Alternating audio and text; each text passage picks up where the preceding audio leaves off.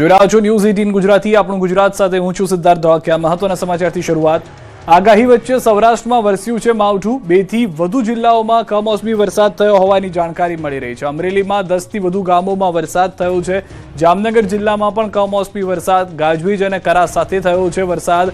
કમોસમી આફતથી ખેડૂતો પાયમાલ થઈ શકે છે। જે રીતના દ્રશ્યો આપ જોઈ રહ્યા છો, ગાજવીજ અને કરા સાથેનો જે વરસાદ થયો છે ખેડૂતોના પાકને ભારે નુકસાનીની ચિંતા સેવવામાં આવી રહી છે। જામનગર જિલ્લામાં કમોસમી વરસાદ નથી થયો ફક્ત, પરંતુ ભારે પવન સાથે કરા પડ્યા છે, જેના કારણે પણ પાકને નુકસાન થઈ શકે છે। બગસરા, ટેબડા, ભણગોર આ 3 અલગ અલગ દ્રશ્યો મેં આપને બતાવી રહ્યા છે। અમરેલી અને જામનગરના એ ગ્રામ્ય વિસ્તારના જે પંથકો છે।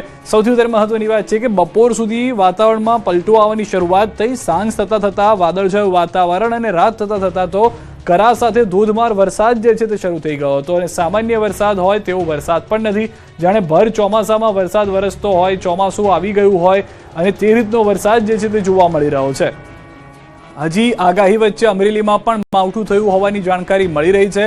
અમરેલી જિલ્લાના કેટલાક વિસ્તારોમાં અચાનક વાતાવરણમાં પલટો આવી ગયો છે।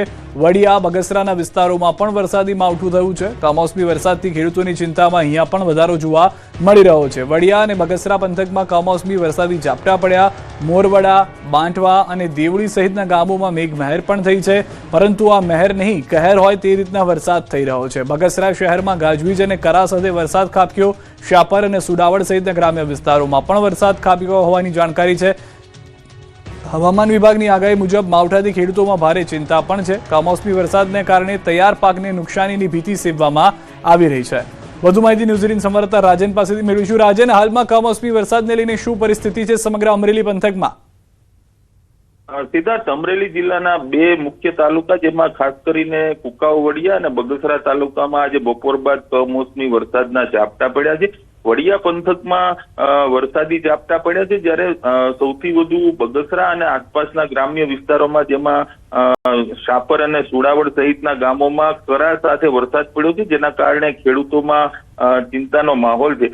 જોકે હવામાન વિભાગે અગાઉથી જ આગાહી કરી હતી આગામી 3 દિવસ વરસાદની, એટલે કેટલાક સતર્ક ખેડૂતો હતા તેમણે પોતાનો તૈયાર પાક ઘર સુધી પહોંચાડી દીધો છે, પરંતુ જે પાક ખેતરોમાં ઉભો હતો, ખાસ કરીને ઘઉં, ચણા કે જીરું હતું, તેને આ કરા પડવાને કારણે નુકસાની થવાની સંભાવના છે। હજુ પણ આવતા 3 દિવસ આગાહી હોવાને કારણે ખેડૂતોમાં ચિંતાનો માહોલ છે। સિદ્ધાર્થ, આભાર રાજન સમગ્ર માહિતી બદલ। તો આજે વરસાદ છે, કમોસમી માવઠું કરા સાથેનું આજ પૂરતું સીમિત નથી। હજી પણ આવનાર 48 થી 72 કલાક કેટલાક વિસ્તારોમાં કમોસમી વરસાદ થઈ શકે છે।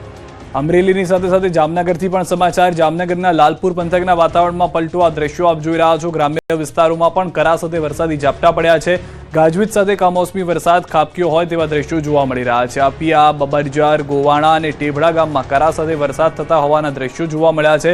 લાલપુર પંથકમાં વરસાદથી ખેતરોમાં પાણી ભરાઈ ગયા છે। ધાણા, ઘઉં અને ચણા સહિતના પાકને પણ નુકસાનીની ભીતિ સેવવામાં આવી રહી છે। લાલપુર પંથકમાં ખેડૂતોને હાલમાં રોવાનો વારો આવ્યો છે, કારણ કે ખેતરમાં પાણી ભરાઈ ગયા હોય તેટલી જાણકારી મળી રહી છે। વધુ માહિતી ન્યૂઝ 18 સંવાદદાતા કિંજલ પાસેથી મેળવીશું। કિંજલ, જામનગર સૌરાષ્ટ્રનો બીજો એવો જિલ્લો કે જ્યાં પણ કમોસમી વરસાદ માવઠા સાથે કરા સાથે જોવા મળી રહ્યો છે, શું જાણકારી છે સમગ્ર પંથકની વરસાદને લઈને? બિલકુલ સિદ્ધાર્થ, જે પ્રકારે વાત કરવામાં આવે, લાલપુર પંથકના જે ગ્રામ્ય વિસ્તારો છે જ્યાં કમોસમી વરસાદ છે તે આજે જોવા મળ્યો છે। જે પ્રકારે હાલ હવામાન ખાતાની આગાહી હતી તેને લઈને જે પ્રકારે વરસાદ છે તે સામે આવ્યો છે।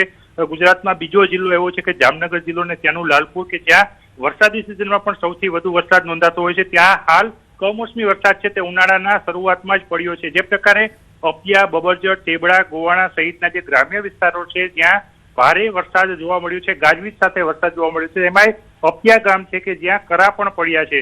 આ કરા પડવાની સાથે ધાણા, ઘઉં, ચણા જેવા જે પાકો છે એ પાકોમાં પણ નુકસાની જવાની ભીતિ છે તે ખેડૂતોમાં જોવા મળી રહી છે, કારણ કે જે પ્રકારે કમોસમી વરસાદ છે તે ખાબક્યો છે, જેને લઈને ખેતરોમાં જે પાક વાવેલો છે તેમાં પણ ક્યાંક ને ક્યાંક નુકસાનીની ભીતિ છે તે જોવા મળી રહી છે હાલ। સિદ્ધાર્થ, આભાર કિંજલ। તો ગુજરાતની સહિત દેશભરમાં જે 11 સિસ્ટમ સક્રિય જોવા મળી રહી છે વરસાદી, તેના કારણે આ પરિસ્થિતિ થઈ છે। ગુજરાતમાં માવઠાનું કાઉન્ટડાઉન 24 કલાક બાદ 3 દિવસ કરા સાથે કમોસમી વરસાદ હજી પણ ચાલુ રહેશે।